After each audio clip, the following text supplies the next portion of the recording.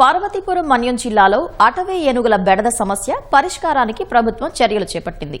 వీటిని కట్టడి చేసేందుకు కుంకి ఏనుగులను మన్యం జిల్లాకు తీసుకొచ్చారు. సీతానగరం మండలం గుచ్చిమి అటవీ ప్రాంతానికి నిన్న కుంకి ఏనుగులు చేరుకున్నాయి. తాత్కాలిక ఏనుగుల పరిరక్షణ కేంద్రానికి వీటిని ఫారెస్ట్ అధికారులు తీసుకొచ్చారు.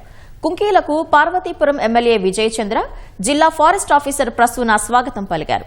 3 రోజుల విశ్రాంతి తర్వాత కుంకీలను రంగంలోకి దించనున్నారు. కుంకీలతో అటవీ ఏనుగుల సమస్యకు చెక్ పెట్టేందుకు ప్రభుత్వం తీసుకుంటున్న చర్యలను మా ప్రతినిధి కనకారావు గ్రౌండ్ రిపోర్ట్ ద్వారా అందిస్తారు. పార్వతీపురం మన్యం జిల్లాలో అటవీ ఏనుగుల ఆగడాల కట్టడికి కూటమి ప్రభుత్వం చర్యలు తీసుకుంది. జయంత్, అభిమన్యు అనే 2 కుంకి ఏనుగుల్ని ఈ ప్రాంతానికి తీసుకొచ్చింది.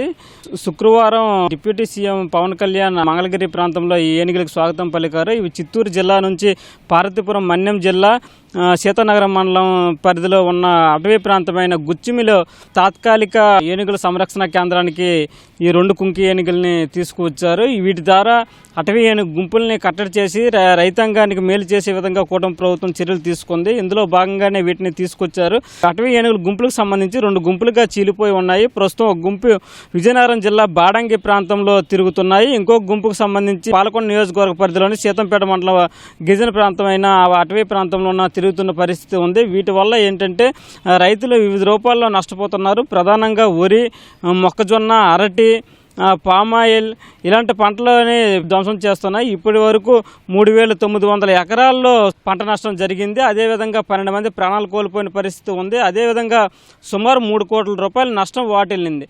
ఈ సమస్యని తీవ్రస్థాయిలో పరిగణించిన కూటమి ప్రభుత్వం ఏంటంటే ఈ ఏనుగుల సమస్యకి ఒక శాశ్వత పరిష్కారం చూపించాలని చెప్పేసి చర్యలు ప్రారంభించింది. అందులో భాగంగానే గుచ్చిమి ప్రాంతంలో ఈ తాత్కాలిక ఏనుగుల సంరక్షణ కేంద్రాన్ని ఏర్పాటు చేశాయి. ఏనుగుల సంరక్షణ కేంద్రంలో ఏంటంటే ఏనుగులకు కావాల్సిన ఆహార పదార్థాలు, తాగునీరు, వివిధ మెడిసిన్ ఇవన్నీ కూడా అందుబాటులో ఉంచి వాటి సంరక్షణ అంతా కూడా చూసి వాటి ప్రాణానికి ఎటువంటి ఇబ్బంది లేకుండా వాటి సంరక్షణ చూసే ఉద్దేశంతో అక్కడ ఆ కేంద్రాన్ని ఏర్పాటు చేశాయి. అయితే ఆ కేంద్రానికి ఏనుగులను తరలించడం పెద్ద సమస్యగా మారుతుంది. ఈ తరుణంలో ఈ కుంకి ఏనుగులు తీసుకొచ్చారు. వీటి ద్వారా అటవీ ఏనుగుల గుంపుని చెక్ పెట్టాలని చెప్పేసి భావిస్తున్నారు. ఏవైతే 8 అటవీ ఏనుగుల గుంపు ఒకటి, 4 అటవీ ఏనుగుల గుంపు 2 గుంపులుగా చీలిపోయి ఇవి పార్వతీపురం మన్యం జిల్లా, అదేవిధంగా విజయనగరం జిల్లాలోను వివిధ ప్రాంతాల్లో సంచరిస్తూ ప్రజలను భయాందోళనకు గురి చేస్తున్నాయి. ప్రధానంగా అటవీ ప్రాంతమే కాకుండా మైదాన ప్రాంతంలో కూడా వస్తున్నాయి.